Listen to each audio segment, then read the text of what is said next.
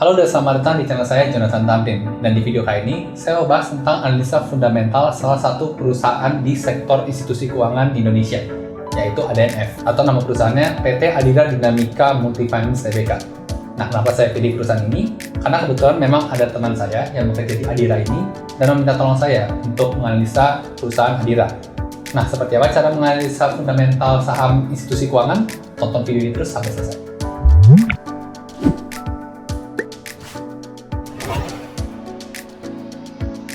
Oke, sekarang kita masuk ke pembahasan mengenai analisa fundamental saham ADMF.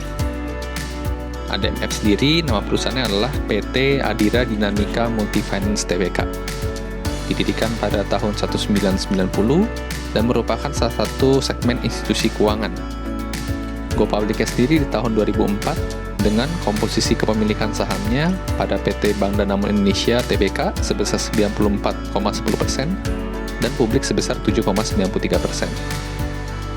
Dan ini untuk segmen usahanya, dia bergerak di bidang pembiayaan, ada pembiayaan sepeda motor, pembiayaan pembelian mobil, pembelian barang tahan lama atau durable goods. Nah, untuk durable goods-nya sendiri, ini contohnya seperti handphone, furnitur, atau kulkas, atau barang-barang elektronik lainnya. Nah, kita masuk ke pembahasan mengenai revenue. Ini merupakan grafiknya. Kalau kita lihat sekilas dari tahun 2009 sampai 2019 kemarin, naiknya cukup stabil ya, selalu ada peningkatan meskipun sedikit-sedikit ada penurunan. Nah, kalau kita lihat data growth-nya sendiri, untuk CAGR-nya ada di 11,13%, dan untuk revenue di tahun kemarin ada di 11,33%, yang berarti ada kenaikan sedikit. Nah, kalau kita coba bedah lagi untuk komposisi revenue-nya, nah, untuk revenue dari ADMF sendiri diperoleh dari 4 sumber. Ada pembiayaan konsumen, ada margin murabahah, ada sewa pembiayaan, dan lain-lain. Nah, kalau kita lihat sendiri, pembiayaan konsumen ini menempati komposisi paling tinggi ya di revenue-nya, yaitu sebesar 74%. Hal ini merupakan hal yang baik karena memang pembiayaan konsumen ini merupakan lini usaha utamanya dari ADMF. Kalau kita coba bedah lebih dalam lagi untuk revenue pembiayaan konsumennya, di sini terlihat memang pendanaan sepeda motor ini lebih dominan dibanding pendanaan-pendanaan lainnya. Dan bisa dibilang juga untuk kenaikan atau penurunan pendanaan sepeda motor ini juga mewakilkan kenaikan atau penurunan revenue-nya. Cukup mirip ya grafiknya kalau kita lihat-lihat. Nah, kita masuk ke pembahasan mengenai net profit.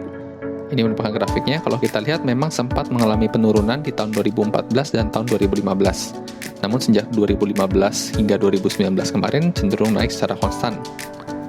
Untuk nilai growth-nya sendiri sebesar 16,16%, di mana CAGR-nya 5,69%.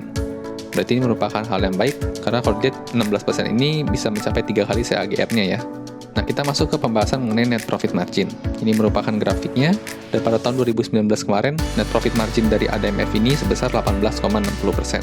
Padahal kalau dilihat-lihat, untuk average 11 tahunannya ini sebesar 20,19%. Jadi untuk tahun kemarin ini sedikit di bawah rata-rata 11 tahunannya.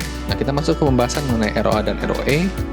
Nah, kalau kita lihat, untuk tahun kemarin, tahun 2019, angka ROE-nya ada di 26,10%. Sedangkan untuk rata-rata 11 tahunan ROE-nya ada di 28,04%. ROA-nya juga demikian, ada di angka 6%, sedangkan rata-ratanya 8,46%. Nah, baik ROA atau ROE ADMF ini di tahun 2019 kemarin berarti di bawah rata-rata 11 tahunannya. Sekarang kita bahas mengenai net interest margin-nya. Nah, kalau kita lihat tahun 2019 kemarin ini ada di 24,80%, sedangkan rata-ratanya ada di 14,11%. Ini merupakan hal yang baik ya, karena pendapatan bunganya ini marginnya berarti lebih tinggi hampir 2 kali lipat dari rata-rata tahunannya. Selanjutnya terkait dengan non-performing loan atau NPL.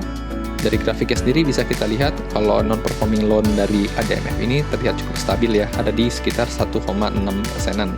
Sedangkan untuk rata-rata tahunannya ada di 1,53%. Nah, untuk teman-teman yang belum tahu, untuk non-performing loan ini mengukur tentang apakah klien atau konsumen dari ADMF ini berhasil melunasi hutang-hutang pembiayaan yang diberikan pada konsumen tersebut. Dan di sini berarti dinilai ada 1,6% dari total pembiayaan yang gagal bayar dari konsumen. Kita masuk ke pembahasan mengenai aset, ekuitas, dan liabilitasnya. Sekilas terlihat dari ekuitas berbanding liabilitasnya naik cukup signifikan ya. Terutama khususnya pada tahun 2010, 2011, 2012, itu hutangnya naik cukup signifikan berbanding ekuitasnya. Memang perlu dicatat untuk saham sektor institusi keuangan maupun perbankan, memang pada umumnya hutangnya itu lebih tinggi dibanding ekuitasnya. Nah, kalau kita lihat data pada tahun 2019 kemarin, dibandingkan dengan CAGR-nya, untuk growth asset bisa dibilang lebih lambat dari CAGR-nya, untuk ekuitas lebih tinggi sedikit, yaitu 14,95%, dan untuk hutangnya lebih pelan, yaitu 10,50%. Dan itu merupakan hal yang baik ya teman-teman, karena pertumbuhan hutangnya melambat. Nah, untuk nilai DR-nya sendiri ada di 3,35, dan memang terlihat dari tahun 2014 kemarin nilai DR ini cukup turun secara konsisten. ADMF ini semakin konservatif dalam melakukan pinjaman. Oke, sekarang kita masuk ke pembahasan mengenai harga. Ini merupakan grafik pergerakan harga saham ADMF dari tahun 2005 sampai tanggal 30 April 2020 kemarin. Untuk datanya sendiri, PBV-nya sudah menyentuh 0,76, yang berarti bisa dikatakan cukup under value karena nilainya di bawah 1. Kemudian untuk PER ada di 2,93, dan untuk harganya berada pada Rp6.175. Dan kalau memang kita bandingkan dengan rata-rata 11 tahunannya, untuk harganya sendiri mempunyai upside potensial 25% jika memang harganya bisa kembali ke harga rata-rata 11 tahunannya. Untuk harga tertingginya sendiri pernah dicapai pada bulan Mei 2011, yaitu sebesar 14.700, dan jika harga saat ini bisa kembali ke harga tertingginya, maka terdapat upside potensial sebesar 138%. Untuk bagian terakhir pembahasan mengenai dividen, untuk payout ratio-nya bisa kita lihat ADMF ini cukup stabil ya, di angka 50% setiap tahunnya. Dan untuk dividen yield-nya sendiri, tahun kemarin atau 2019 mencapai yield yang tertinggi, yaitu sebesar 17,07%, dibandingkan rata-rata 6 tahunannya sebesar 10,44%. Nah, berdasarkan data-data yang sudah saya paparkan sebelumnya, saya mencoba membuat kesimpulan pribadi, namun memang perlu dicatat bahwa kesimpulan ini sifatnya sangat subjektif dari pribadi diri saya sendiri ya. Untuk revenue ADMF selalu meningkat, bisa saya katakan hal yang baik. Untuk komposisi revenue didominasi oleh sektor usaha utama, hal yang baik juga. Net profit konsisten meningkat sejak tahun 2015, juga hal yang baik. Untuk nilai NPM, ROA, dan ROE meningkat, tapi masih di bawah titik tertingginya. Jadi saya bisa nilai oke saja. Untuk NIM selalu meningkat, hal yang baik. NPL juga selalu stabil, hal yang baik juga. DER juga selalu menurun dari tahun 2005 kemarin, hal yang baik juga. Dan kemudian untuk yang terakhir, harga tergolong under value, atau PBV-nya di bawah 0,76, yang berarti hal yang baik juga. Nah, meskipun saham ADMF ini memiliki fundamental yang cukup baik, namun saya rasa untuk saat-saat seperti ini masih banyak perusahaan yang memiliki nilai valuasi lebih murah atau lebih under value dibanding ADMF. Saya tidak mengatakan bahwa ADMF ini kurang baik, dari segi fundamentalnya saya bilang sangat baik, namun masih ada perusahaan-perusahaan lain atau saham-saham lain yang lebih murah dengan fundamental yang baik juga. Jadi, untuk saya pribadi sih, mungkin saya masih belum tertarik mengoleksi saham ADMF ini, meskipun sudah under value, yaitu PBV di 0,76.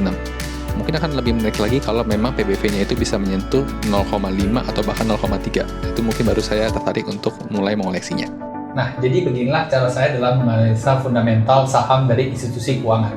Buat teman-teman yang mungkin punya cara lain, boleh banget nih share di kolom komentar di bawah, biar kita bisa belajar bareng lebih lagi. Jangan lupa like video ini, dan bagikan juga ke teman-teman kalian yang pengen belajar analisa fundamental saham. Sekian video dari saya, sampai jumpa kembali di video berikutnya.